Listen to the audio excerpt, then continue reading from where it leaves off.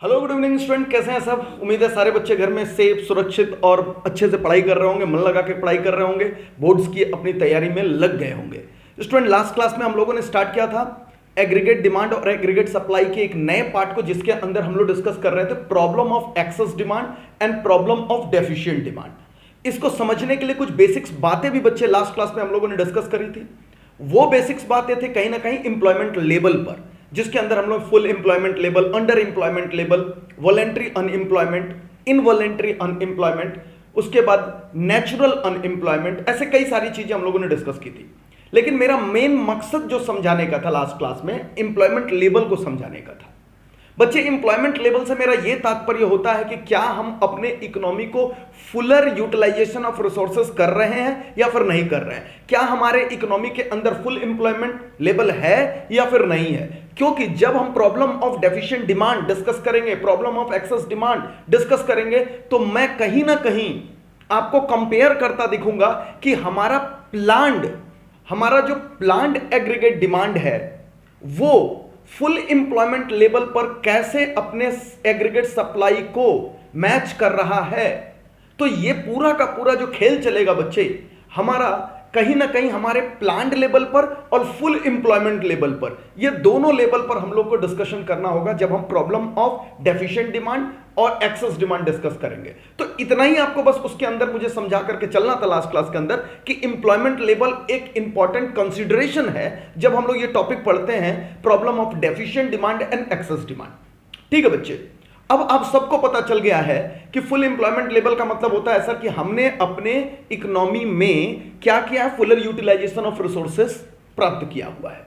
और जब मैं बोलता हूं नहीं अंडर एम्प्लॉयमेंट, अगर मैं बोलता हूं अंडर एम्प्लॉयमेंट, यानी अभी आपके इकोनॉमी के अंदर पूरी की पूरी तरीके से रिसोर्सेस नहीं यूटिलाइज हुआ है, यानी पूरा का पूरा एम्प्लॉयमेंट लेवल नहीं अचीव हुआ है। दोनों सेंस में आप समझ सकते हैं इस चीज को। तो आज जब मैं डिस्कस करने वाला हूं वो पहला टॉपिक है प्रॉब्लम ऑफ डेफिशिएंट डिमांड, और ये सारी चर्चाएं मैं अभी दोबारा आपको करता हुआ दिखूंगा। तो सबसे पहले तो सारे बच्चे मेरे साथ टॉपिक डाल लें, प्रॉब्लम ऑफ डेफिशिएंट डिमांड। सारे बच्चे टॉपिक डालेंगे, problem of deficient demand, deficient demand.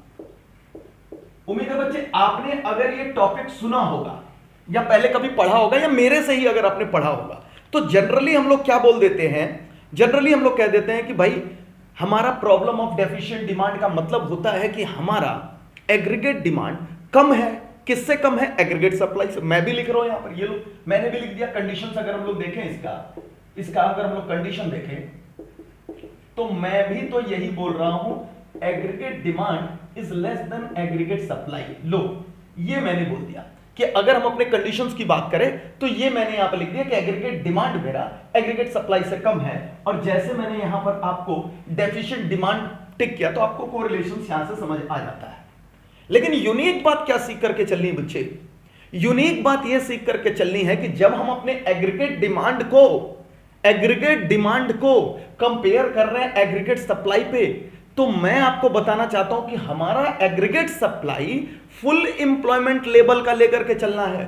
अब ये यूनिक चीज सीखेंगे तभी जाकर के ये कंसेप्ट हम लोग को समझ होकर के आएगा। वरना बच्चे क्या सोचते हैं, बच्चे सोचते हैं कि सर क्या एक गिवन एम्प्लॉयमेंट लेवल पर हम एग्रीगेट डिमांड और एग्रीगेट सप्लाई को चेक कर रहे हैं आपस के अंदर। बच्चे याद रख लीजिए, मैं जो कंपैरिजन करा रहा हूं वो कंपैरिजन है एग्रीगेट डिमांड का जो हम प्लान कर रहे हैं, हमारा एग्रीगेट डिमांड जो हम लोग प्लान कर रहे हैं, और एक एग्रीगेट डिमांड जो कि फुल एम्प्लॉयमेंट लेवल पर हो सकता है, उसका कंपैरिजन करना मैं सिखाऊंगा, जो कि एग्रीगेट सप्लाई के संदर्भ में ही समझ करके चलना है। अगर आपको थोड़ा बहुत अभी नहीं भी समझ आ रहा है, अभी मैं कर्व बनाऊंगा जिसके आधार पर आप ये समझ पाओगे बच्चे। यानी कहीं ना कहीं जब डेफिशिएंट डिमांड में बोलता हूं तो आप ये मत समझना कि मैं सिर्फ और सिर्फ एग्रीगेट डिमांड और एग्रीगेट सप्लाई का आपस में कंपैरिजन कराऊंगा ना, मैं आपको एक और कंपैरिजन कराता दिखूंगा।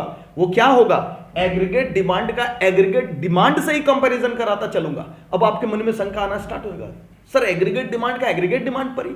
यस, क्योंकि एक एग्रीगेट डिमांड होगा विच वी आर प्लानिंग, और एक एग्रीगेट डिमांड का लेवल हो सकता है जो फुल एम्प्लॉयमेंट लेवल पर अचीव हो सकता है बच्चे। तो ये दोनों का आपसी कंपैरिजन होगा, जो कि अभी हम लोग कर्व के जरिए समझेंगे तो बेटर समझ आएगा। तो फिलहाल तो मैं आपको लिख रहा हूं कि जब भी आप इस कंडीशंस को लिखें कि this one aggregate demand is less than aggregate supply, तो एग्रीगेट सप्लाई के ब्रैकेट में हमेशा याद रखना बच्चे, हम लोग एग्रीगेट सप्लाई को फुल एम्प्लॉयमेंट लेवल पर लेकर के चलते हैं। ये हमेशा अपने दिमाग में आपको बना करके चलना है। तो मैं यहां पर लिख रहा हूं, आप अपनी किताब के अंदर भी कोरिलेट कर सकते हैं, corresponding to full employment level, full employment level. तो आपको भी ये चीज समझ करके चलनी है बच्चे, ये चीज अपने दिमाग में आपको भर करके चलना है कि जब भी आप एग्रीगेट डिमांड को लेकर के चलेंगे। ठीक है सर, चलो समझ गए सर कि एग्रीगेट डिमांड और एग्रीगेट सप्लाई का कंपैरिजन तो है ही। अभी अभी आपने कहा कि एग्रीगेट डिमांड को एग्रीगेट सप्लाई से भी कंपेयर करोगे। सर तब तक नहीं समझ आएगा जब तक आप ग्राफ से न समझा दो, क्योंकि मानो कुछ कंसेप्ट ग्राफ से बेहतर समझ आते बच्चे, मैं मानता हूं। और ये टॉपिक जो है ना डेफिशिएंट डिमांड का या एक्सेस डिमांड का, मैं टॉपिक आपको पढ़ाऊंगा, यहां पर मैं दिखाऊंगा ग्राफ ज्यादा हेल्पफुल हो रहा है थ्योरी से अधिक ग्राफ हेल्पफुल हो रहा है। आइए मैं फटाफट इसका ग्राफ बनाता हूं और फिर आपको समझाता हूं, तो शायद बेटर आप समझ करके चलोगे। तो ये देखिए, मैं यहां पे ग्राफ की हेल्प ले रहा हूं, I am taking help of graph. ये मेरे पास बच्चे ग्राफ आ गया, आप और सुंदर ग्राफ बनाएंगे। मेरी ड्राइंग उतनी अच्छी नहीं है, हालांकि इसमें ड्राइंग से अधिक दिमाग की आवश्यकता होनी चाहिए। तो ये हो गया बच्चे एक्स एक्सेस, ये वाई एक्सेस। आपको पता है आप इस पर दिखाते हो इनकम, या फिर मैं जीडीपी भी बोल सकता हूं, जीडीपी बोल सकता हूं, आउटपुट बोल सकता हूं, बहुत सारे नाम मैं बोल सकता हूं। यहां पर हम लोग देखने की कोशिश कर रहे हैं बच्चे, यहां पर एग्रीगेट डिमांड को मैं यहां पर आपको रिप्रेजेंट करने की कोशिश कर रहा हूं। ठीक है बच्चे, ये हमारा एग्रीगेट डिमांड है। अब समझिए, सबसे पहले तो मैं आपको अपना एग्रीगेट सप्लाई कर्व बना देता हूं, जिसे हम लोग इनकम कर्व करते हैं, क्योंकि भाई जब तक ये बनेगा नहीं तब तक आप समझ नहीं सकते। This is your aggregate supply, this is equal to income, हम लोग कह के चलते हैं। This is aggregate supply is equal to income, जो कि हम लोगों ने यहां पर अपना लेकर के रखा है। पूरा खेल एग्रीगेट डिमांड पर है। एग्रीगेट सप्लाई आप एक कर्व बना लिया आपने। अब मैं आपको कह रहा हूं कि जब आप एडी कर्व बनाते हो, AD which you are planning, तो उसको हम लोग बोलेंगे प्लान्ड एडी। मैं आपको क्या लेकर के चल रहा हूं, दिस इज प्लान्ड एडी। तो मैं आपको एक एडी कर्व बना रहा हूं यहां पर, और ये कर्व आपको मैं कह रहा हूं दिस इज योर एडी, और मैं यहां पे लिख रहा हूं प्लान्ड, दिस इज प्लान्ड। अब आप समझ सकते हैं बच्चे कि जब आपने कहा कि भाई ये मेरा एग्रीगेट सप्लाई है, ठीक है भाई आपका एग्रीगेट सप्लाई है, और ये आपका प्लान्ड एडी है, लेकिन एक एडी और मैं बनवाऊंगा आपसे, एक एग्रीगेट डिमांड और बनवा रहा हूं, ये मानते हुए कि हमने जो प्लान्ड किया है ये फुल एम्प्लॉयमेंट लेवल पर नहीं है। तो भैया फुल एम्प्लॉयमेंट लेवल पे आपका एग्रीगेट डिमांड क्या हो सकता है, उसको भी मैं आपको ड्रॉ कर रहा हूं। यही तो जो चीज मैं जो डिफरेंशिएट करने की कोशिश कर रहा था, यानी एग्रीगेट डिमांड आपका एक तो फुल एम्प्लॉयमेंट लेवल के नीचे हो सकता है, और एक आपका एग्रीगेट डिमांड जो कि फुल एम्प्लॉयमेंट लेवल पर जो एग्रीगेट डिमांड होगा वो हो सकता है। तो मैंने फिलहाल कहा कि हमारा एग्रीगेट डिमांड क्या है बच्चे, ये हमारा प्लान्ड है। तो ये हम लोगों ने समझ गया कि सर प्लान्ड है।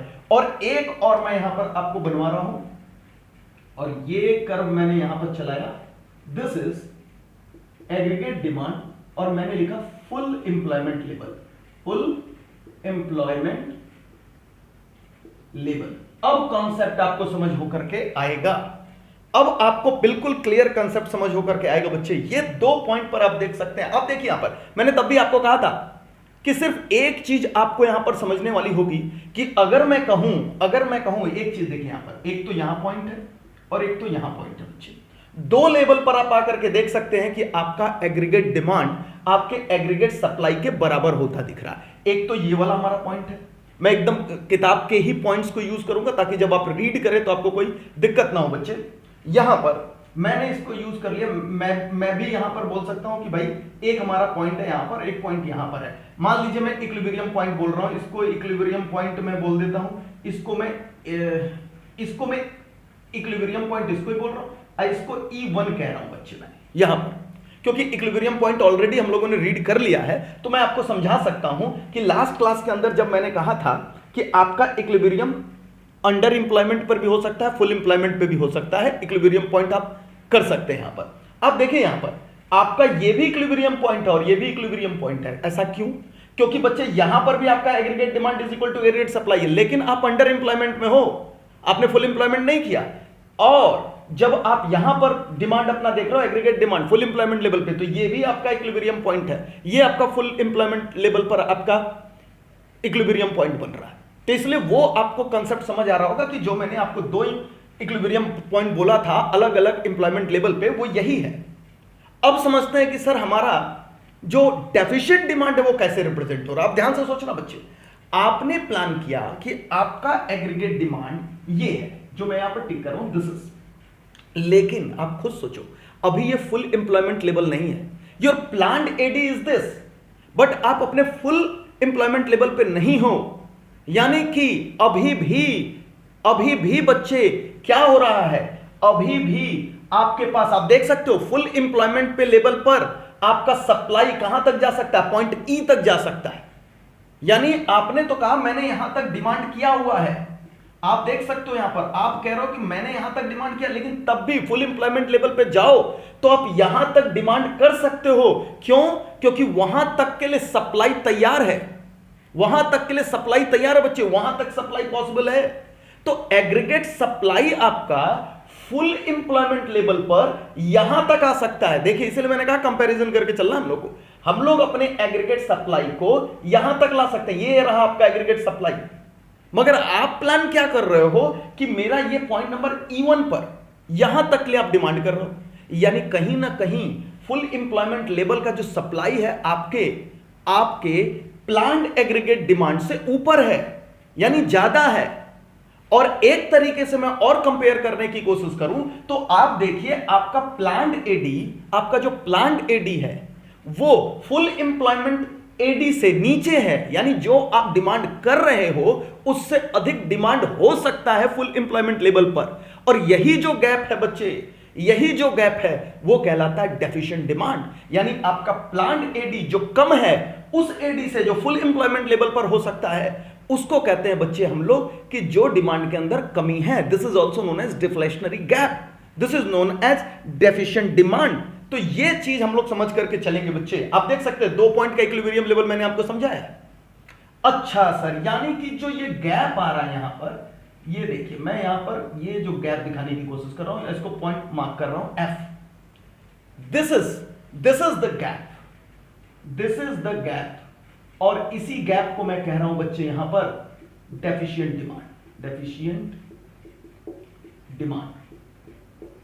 ये आपका डेफिशिएंट डिमांड है। इसी को मैं दूसरी भाषा में कह सकता हूं ये आपका डिफ्लेशनरी गैप है। ये जो गैप क्रिएट हो रहा है ना EF, उसको आप डिफ्लेशनरी गैप भी कह सकते हैं, डिफ्लेशनरी गैप। अभी मैं डिफ्लेशनरी गैप को डिस्कस भी करूंगा जब मैं आपके कंसीक्वेंसेस पढ़ाऊंगा। तो आप बिल्कुल सिंपल तरीके से देख सकते हैं। अब आपको मैं क्विकली वापस से सारा कुछ कोरिलेट करा रहा हूं, यहां पर वापस से सारा कुछ मैं कोरिलेट करा रहा हूं कि जब हम लोग अपने एग्रीगेट डिमांड और एग्रीगेट सप्लाई को कंपेयर करते हैं for the purpose of recognising the deficient demand, तो हम अपने डिमांड को देखते हैं कि भैया हम क्या प्लान कर रहे हैं। हम अपने डिमांड को, तो हमारा डिमांड यहां पर आकर के देख रहा है सर हम यहां पर डिमांड कर रहे हैं, अपने सप्लाई कर पे हम यहां आकर के हैं, लेकिन जबकि सप्लाई फुल एम्प्लॉयमेंट पे कह रहे हैं हम यहां तक जा सकते हैं। इसीलिए हमने कहा अपने प्लान्ड डिमांड को आप कंपेयर करिए aggregate supply corresponding to full employment level, यानी सप्लाई यहां है फुल एम्प्लॉयमेंट लेवल पे, आप डिमांड कम कर रहे हो तो अपने डिमांड को आप फुल एम्प्लॉयमेंट सप्लाई लेवल से कंपेयर कर रहे हो तो आपका डिमांड कम है। क्यों? क्योंकि आप अंडर एम्प्लॉयमेंट लेवल के डिमांड पर हो, आप अंडर एम्प्लॉयमेंट। अगर मैं दूसरी भाषा में बोलूं कि deficient demand is problem of under employment level, तो बिल्कुल करेक्ट जाएगा बच्चे। This is the problem of under employment level. क्यों? क्योंकि आप अभी फुल एम्प्लॉयमेंट नहीं कर रहे हो, जबकि इकोनॉमी तैयार है सप्लाई करने के लिए, ज्यादा तैयार है सप्लाई करने के लिए। तो बच्चे जब इकोनॉमी ज्यादा सप्लाई करने के लिए तैयार है फुल एम्प्लॉयमेंट लेवल पे, आप कम डिमांड कर रहे हो, मतलब इकोनॉमी कम डिमांड कर रही है, तो this is the problem of deficient demand. तो एक तो आप जब एग्रीगेट डिमांड और सप्लाई का कंपैरिजन करें तो हमेशा याद रखें एग्रीगेट डिमांड को आपको कंपेयर करना, आपका प्लान डिमांड को कंपेयर करना एग्रीगेट सप्लाई जो कि फुल एम्प्लॉयमेंट लेवल पर जा सकती है, हो सकती है या है, उसको आपको चलना। और दूसरी भाषा में अगर मैं कहने की कोशिश करूं, अगर मैं दूसरी भाषा में बच्चे, तो याद रख लीजिएगा मैं इसे कह रहा हूं gap between planned AD, planned aggregate demand and full employment AD, full employment AD, ये दोनों भाषा में आप समझ सकते हैं बच्चे। तो एक तो मैंने यहां पर आपको कह दिया एग्रीगेट डिमांड और एग्रीगेट सप्लाई का आपसी कंपैरिजन करो, क्योंकि मैक्सिमम बुक यही चलाती हैं। मगर एक इंटरप्रिटेशन क्या निकलता है कि हम इनको कंपेयर कर रहे हैं अपने एडी प्लांट को और एडी फुल एम्प्लॉयमेंट लेवल को। तो दूसरी भाषा में भी मैंने आपको ये बात लिख दी ताकि आपको कंसेप्ट बिल्डिंग में बिल्कुल स्ट्रांग हो जाए। तो ये जो गैप आता है, ईएफ जो गैप आता है बच्चे, इसको आप बोलेंगे this is your deficient demand, this is your deflationary gap for the purpose of this concept. तो ये अब चाहो तो आप आसानी से लिख सकते हो, इसी को लैंग्वेज में लिख सकते हो, सारा कुछ कर सकते हो। आपके स्टडी पॉइंट ऑफ व्यू से मैं इसे पेज नंबर रेफर कर रहा हूं बच्चे, आप अपने पेज नंबर पर जाकर के देख सकते हो, अपने बुक्स के पेज नंबर पे। अगर आप कोई और पब्लिकेशंस फॉलो करते हैं तो जहां पर भी ये टॉपिक है आप जाकर के देख सकते हैं, इन्हीं बातों को समझाने की कोशिश की गई है बच्चे। तो आप आकर के देख सकते हैं, ये आपके पेज नंबर जो मैं बुक फॉलो कर रहा हूं उसके अंदर बच्चे पेज नंबर 259 पर आकर के आप देख सकते हैं, यहां पर आपको देखने के लिए मिलेगा। This is 259। तो ये आपको देख करके चलना पड़ेगा। This is the gap, this is the gap, आप देख सकते हो वर्टिकल गैप आप देख रहे हो। जब मैं ये आप बात कर रहा हूं ना planned AD this is and full employment AD, तो आप देख सकते हो यहां पर, मैं इसे अगर दूसरे लैंग्वेज में लिखने की कोशिश करूं तो this is the vertical gap, vertical gap between AD full employment level and AD जो हमारा प्लांट चल रहा है बच्चे। तो एडी जो फुल एम्प्लॉयमेंट लेवल पे है और एडी जो प्लांट चल रहा है, उन दोनों के बारे में मैंने यहां बता दिया, उन्हीं का वर्टिकल डिफरेंस देख रहे हो आप। तो आप एडी को एडी से कंपेयर किए, यही बात मैं कह रहा था कि मैं कराऊंगा।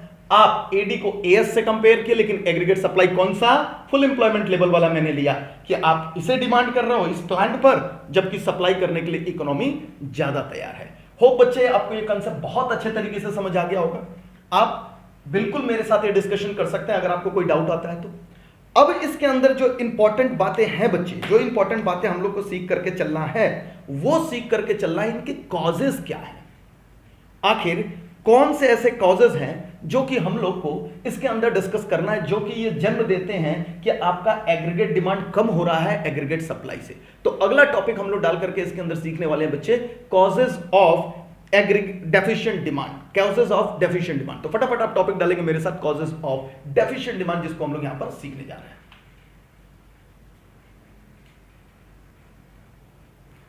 तो स्टूडेंट कॉजेज समझने के लिए, आप सबको कॉजेज समझने के लिए मैं आपको वापस से वो कंपोनेंट्स ऑफ एग्रीगेट डिमांड, अगर आपको याद आता होगा कि कंपोनेंट्स ऑफ एग्रीगेट डिमांड पढ़ाया था मैंने आपको, और खास करके 2 सेक्टर्स इकोनॉमी के ऊपर मैंने ज्यादा फोकस किया था। मगर वापस से मैं पूरी की पूरी, अब मैं पूरी की पूरी इकोनॉमी के जितने भी सेक्टर्स होते हैं सबकी बात करूं तो आपको कंपोनेंट्स याद दिलाना चाहता हूं, क्योंकि जो मैं पढ़ाना चाह रहा हूं कॉजेज, वो डिपेंड करेगा कि आपको कंपोनेंट्स आते हैं कि नहीं। तो एक बार फटाफट आपके रिवीजन के लिए मैं पूछना चाहता हूं कि क्या कंपोनेंट्स ऑफ एडी याद आते हैं आपको। हालांकि हमें टॉपिक्स कुछ और पढ़ना है, मैं सबसे पहले टॉपिक डाल दूं यहां पर कि रीजंस ऑफ, यानी कॉजेज ऑफ डेफिशिएंट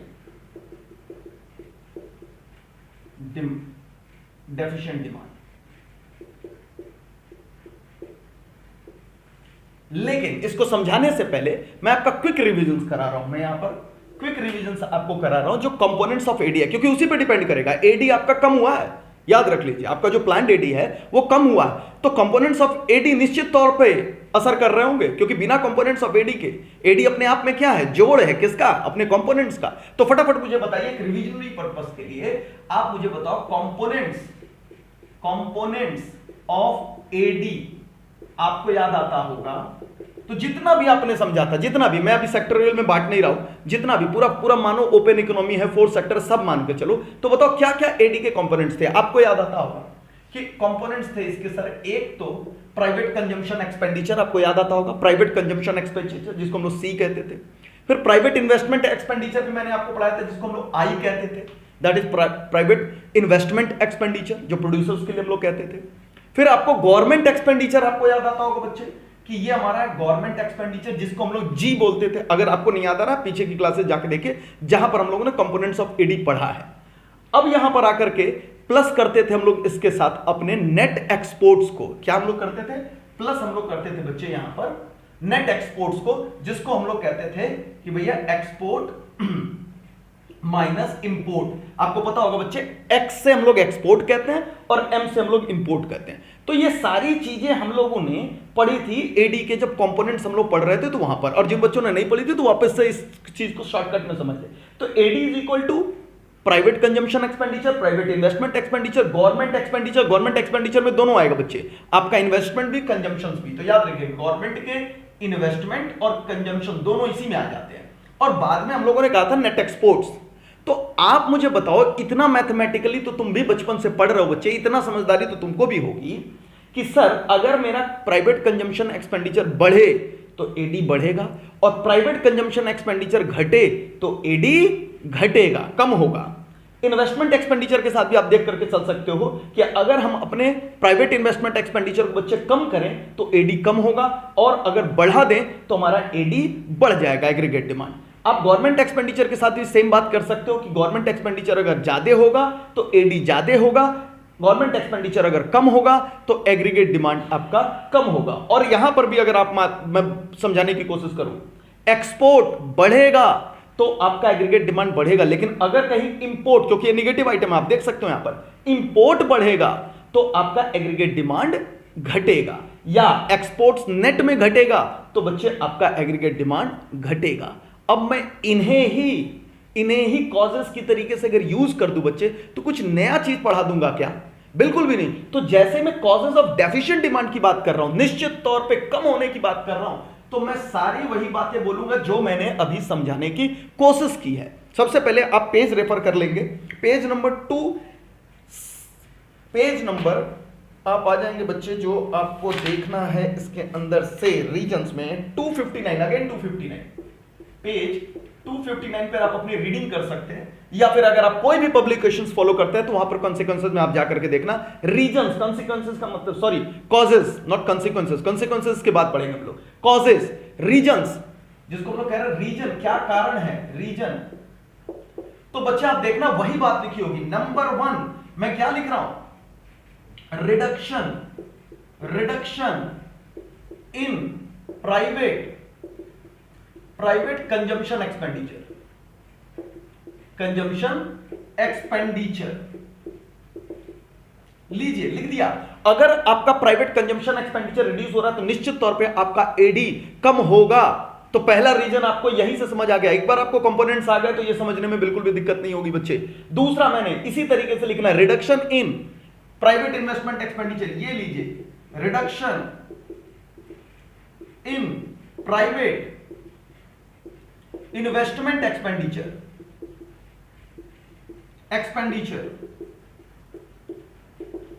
यानी बिल्कुल सिंपल है, बिल्कुल सिंपल है। सिर्फ अगर आपने कंपोनेंट्स अच्छे से पढ़ लिया तो ये सारे कारण भी आपको बिल्कुल आसानी से समझ आ रहे होंगे। आगे चल रहे हो, थर्ड नंबर पर आप देख सकते हो गवर्नमेंट एक्सपेंडिचर, यहां भी मैं लिख रहा हूं रिडक्शन इन गवर्नमेंट एक्सपेंडिचर। आपको बस ये रीजंस बताने हैं। फोर्थ नंबर पर बच्चे अगर मैं बोलूं reduction in exports, fifth number पे अगर मैं बोलूं इंक्रीज इन इंपोर्ट, तो ये सारे कारण आपको यहीं से नजर आ रहे होंगे बच्चे, जिसको सिंपल ढंग से आपको रिलेट कर सकते हैं अपने एग्रीगेट डिमांड के कंपोनेंट से। तो ये सिर्फ और सिर्फ, ये सिर्फ ओनली फॉर अंडरस्टैंडिंग ना, आपको ये दिखाना नहीं है एग्जामिनेशंस के अंदर, ओनली फॉर अंडरस्टैंडिंग, अंडरस्टैंडिंग के लिए मैंने किया, अंडरस्टैंडिंग के लिए, अंडरस्टैंडिंग के लिए मैंने आपको यहां पर किया। आपको रीजंस में यही लिखने हैं, कॉजेज में आपको बच्चे यही लिख करके चलने हैं। मगर इनके अलावे भी मैं इनके अलावे भी बच्चे मैं कुछ कॉजेज और भी आपको डिस्कस करना चाहता हूं, कुछ कॉजेज और मैं डिस्कस करने की कोशिश करूंगा, और वो होगा टैक्सेस। आपको पता है बच्चे, टैक्सेस एक इंपॉर्टेंट फिगर्स है। आप खुद सोचो, अगर सरकार टैक्सेस बढ़ा दे, अगर सरकार टैक्सेस बढ़ा दे, मैं डायरेक्ट टैक्सेस की बात कर रहा हूं फिलहाल, तो बच्चे अगर सरकार टैक्सेस बढ़ा देगी तो लोग अपना मैक्सिमम कमाई का पैसा किसको दे देंगे? सरकार को दे देंगे।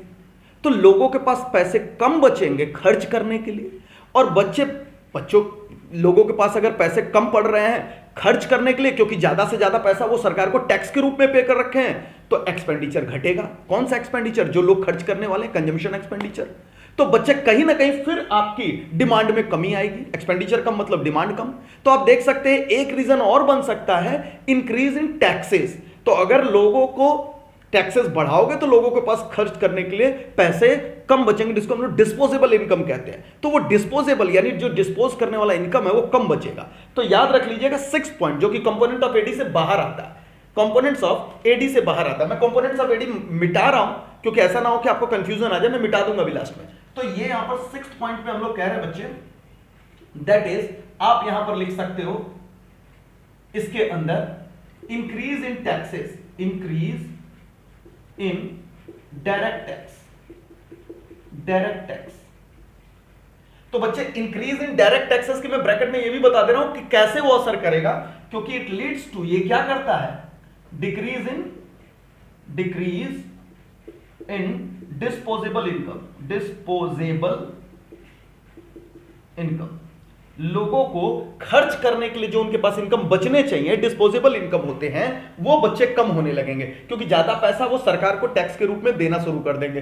तो फिर भाई वो डिमांड नहीं कर पाएंगे, डिमांड नहीं करेंगे तो एग्रीगेट डिमांड कम होगा, और जिससे हमारी डेफिशिएंसी इन डिमांड क्रिएट हो जाएगी बच्चे। तो ये सारे पॉइंट्स है जो आपको समझ करके चलना। अच्छा, क्वेश्चंस में कभी कभी आपको ये बोल दे कि बताओ भाई causes of deficient demand only in 2 sectors economy. मान लो आपको ऐसे क्वेश्चन बोल they only in 2 sectors economy. आपको पता है कि 2 सेक्टर्स इकोनॉमी में सर हमारा जो कंपोनेंट्स होता है सिर्फ यही तो होता है ना, ये देखो 2 सेक्टर्स इकोनॉमी में आपको ये 2 सेक्टर्स इकोनॉमी है। तो आप सिर्फ और सिर्फ ये रीजन लिख देना, reduction in private consumption expenditure, reduction in private investment expenditure. आपको पता भी जो कंपोनेंट्स होंगे उतना ही तो लिखोगे ना। और ये टैक्सेस वाले पॉइंट भी आप चाहो तो इस्तेमाल कर सकते हो, लेकिन क्योंकि गवर्नमेंट इन्वॉल्व नहीं होता तो आप मत ही लिखना। 2 सेक्टर्स इकोनॉमी में बोला तो सिर्फ पहला और दूसरा पॉइंट आप लिख सकते हो। मैं यहां बता रहा हूं आपको, लेकिन ये कोई बहुत बताने वाली टॉपिक नहीं है, इतना बच्चा तो खुद भी समझ लेता, मगर फिर भी मैं क्लियर कर दूं। यहां पर अगर ये दोनों बोलो तो ये 2 सेक्टर के लिए बात है, 2 सेक्टर इकोनॉमी। और अगर 3 सेक्टर्स बोले बच्चे तो 3 सेक्टर्स में आप गवर्नमेंट को इंट्रोड्यूस कर सकते हो उसके अंदर। अगर ओपन इकोनॉमी बोले बच्चे तो आप एक्सपोर्ट और इंपोर्ट वाली बात भी यूज कर सकते हो। तो ये कोई बहुत बड़ा टॉपिक नहीं है, रीजंस आपको समझना है। एग्जामिनेशन में सिर्फ 2 सेक्टर्स बोलता है, क्योंकि हमारे सिलेबस में 2 सेक्टर्स हैं, तो हो सकता है वो सिर्फ 2 सेक्टर्स पे पूछ दे कि बताओ भाई 2 सेक्टर्स इकोनॉमी में हमारे डेफिशिएंसी इन डिमांड है तो क्या कारण है। तो आपको बच्चे ये बताना पड़ेगा 2 सेक्टर में, क्योंकि हमें सिर्फ private consumption expenditure, private investment expenditure पे कमेंट करना, तो हम इनके रिडक्शंस के ऊपर कमेंट करके छोड़ देंगे कि यही 2 कारण है। बस डेफिशिएंसी इन डिमांड के कारण, रीजंस, कॉजेस भी आपको समझ आ गए, पूरा का पूरा कंसेप्ट भी हम लोगों ने समझ लिया। अब मैं आपको एक अगला टॉपिक जो इसी से रिलेटेड पढ़ाने वाला हूं, कह रहा है कि ठीक है अगर डेफिशिएंसी इन डिमांड हो गया तो उसका असर क्या पड़ेगा इकोनॉमी के ऊपर। यानी अगला जो टॉपिक मैं आपको पिकअप करने वाला हूं बच्चे, वो है that is what are the consequences, what are the results, implications क्या होंगे जिसके जो डेफिशिएंसी इन डिमांड में इकोनॉमी में देखने के लिए मिलेंगे। असर पढ़ा रहा हूं, कंसिक्वेंसेस द परफेक्ट वर्ड जो हम लोग कोरिलेट करेंगे यहां पर। चले फटाफट इसके मिटाते हैं और फिर हम लोग टॉपिक डालते हैं बच्चे कि what are the consequences, consequences क्या होंगे अगर डेफिशिएंसी इन डिमांड है इकोनॉमी के अंदर। ठीक है बच्चे, तो आइए टॉपिक लिखते हैं हम लोग कंसिक्वेंसेस। अब हमारा टॉपिक है कंसिक्वेंसेस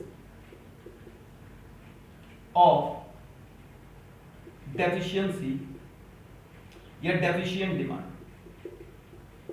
डेफिशिएंट डिमांड। असर क्या पड़ेगा, असर क्या पड़ेगा, अब उसको हम लोग यहां पर डिस्कस करने वाले हैं। अब समझिए, सबसे पहला normal most of the thing हम लोगों ने ऑलरेडी डिस्कस कर लिया, बस यहां पर आकर के उन्हीं बात को मैं रिपीटेशंस कराने वाला हूं, बस उन्हीं सारी चीजों को देखता हूं। नंबर 1 आपको याद होगा मैंने कहा था कि हमारा डेफिशिएंसी इन डिमांड जो है बच्चे, ये जो मैं कर्व दिखा रहा हूं, ये अंडर एम्प्लॉयमेंट इक्विलिब्रियम के प्रॉब्लम को रेज करते हैं, दर्शाते हैं। कैसे? क्योंकि अब देखो आपका जो यहां पर प्लांट एडी है, यहां पर आकर के इक्विलिब्रियम अचीव कर रहा है, तो सबसे पहला इसका असर यह होगा कि हम लोग अपने इकोनॉमी में जो इक्विलिब्रियम लेवल देख रहे हैं वो अंडर एम्प्लॉयमेंट इक्विलिब्रियम लेवल देखने के लिए मिलेगा। क्यों? क्योंकि हमारा जो बच्चे अभी प्लान्ड आउटपुट है वो पोटेंशियल आउटपुट से कम है, क्योंकि हम प्लान कर रहे हैं यहां पर, जबकि सप्लाई करने के लिए फुल इंप्लॉयमेंट लेवल पर यहां पर रेडी है। तो इसको बोलते हैं अंडर इंप्लॉयमेंट इक्विलिब्रियम। तो पहला असर तो ये पड़ेगा कि अगर हम डेफिशिएंसी इन डिमांड में हैं, डेफिशिएंट डिमांड पर है, तो हमारा ये प्लांट एडी हमें E1 पॉइंट जो दे रहा है वही हमारा इक्विलिब्रियम पॉइंट 1 है बच्चे, इक्विलिब्रियम पॉइंट 1। तो ये मेरा अंडर इंप्लॉयमेंट इक्विलिब्रियम है। तो सबसे पहला तो इसका ये आता है बच्चे, यहां पर हमारा under employment equilibrium level is achieved. तो ये सबसे पहला असर है कि आप under employment equilibrium level achieve करते हैं। मैं पेज नंबर भी रेफर कर दूं ताकि अगर आपको पढ़ना हो बच्चे, अगर आपको पढ़ना है तो आप कर सकते हैं। आप पेज नंबर 260 पर पेज 260, ठीक है sir. Under employment equilibrium level पर आ जाएगा तो सर उसका नुकसान क्या होता है? नुकसान ये होता है कि हमारे जो रिसोर्सेज हैं वो अंडर यूटिलाइज्ड रह जाएंगे बच्चे। तो मैं इसे ब्रैकेट के अंदर क्या लिख सकता हूं? अंडर यूटिलाइजेशन ऑफ रिसोर्सेज और कैपेसिटी। क्यों? क्योंकि हमारे जो प्रोड्यूसर्स हैं वो ज्यादा बना सकते हैं, ज्यादा पैदा कर सकते हैं, ज्यादा उत्पाद ला सकते हैं, लेकिन क्योंकि डिमांड कम है तो जिसके कारण वो अंडर इंप्लॉयमेंट इक्विलिब्रियम लेवल पर ही रह जाएंगे, यानी ज्यादा होने के बावजूद वो नहीं बेच सकेंगे उस चीज को, जिसका नुकसान उठाना पड़ेगा बच्चे। तो सबसे पहले हम लोग अंडर इंप्लॉयमेंट इक्विलिब्रियम लेवल पर ही रह जाएंगे अगर हमारे जो प्रोड्यूसर्स हैं इस डिमांड के लेवल को मैच कराने में रह गए तो पहला पॉइंट तो ये बोल दिया, जो कि यहां से हम लोग देख सकते हैं, जिसको मैंने पहले भी कहा था कि this is the problem of under employment equilibrium. दूसरा जो बात मैं डिस्कस कर रहा हूं बच्चे, इसके अंदर है deflationary gap. Results in deflationary gap. Results in deflationary gap. Deflationary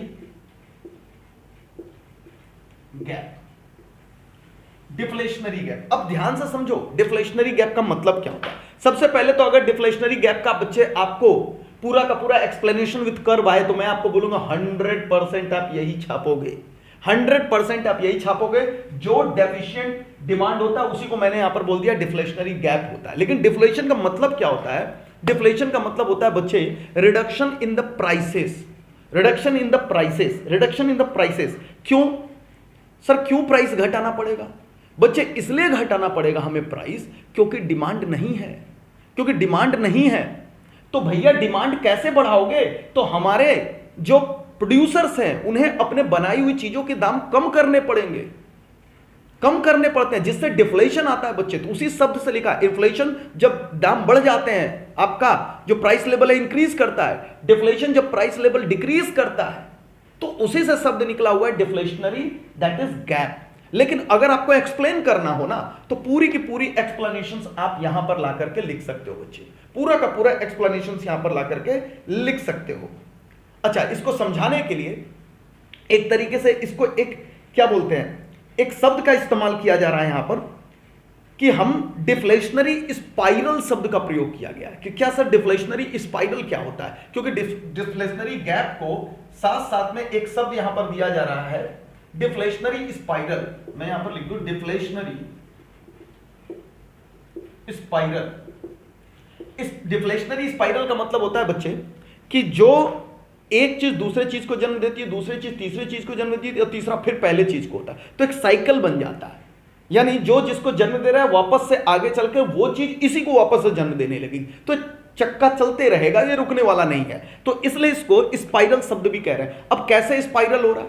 सीधा बोल रहा है भैया, लो अगर एग्रीगेट डिमांड है तो भैया लो आपका इन्वेस्टमेंट होगा, लो इन्वेस्टमेंट होगा तो लो आउटपुट होगा, लो आउटपुट होगा तो लो इनकम होगा, लो इनकम होगा तो वापस से लो खर्चे होंगे, लो खर्चे होंगे तो लो एडी होगा। यानी आप देख सकते हो ये पूरा का पूरा एक स्पाइरल बनता जाएगा, क्योंकि जो जिसको जन्म दे रहा वापस से लो एडी को ही जन्म देगा। आपके किताब में भी इसको समझाने की कोशिश की गई है। अब बिल्कुल सेम तरीके से समझाने की कोशिश की गई है कि हमारा लो एडी जन्म देता है हमारे लो इन्वेस्टमेंट को, लो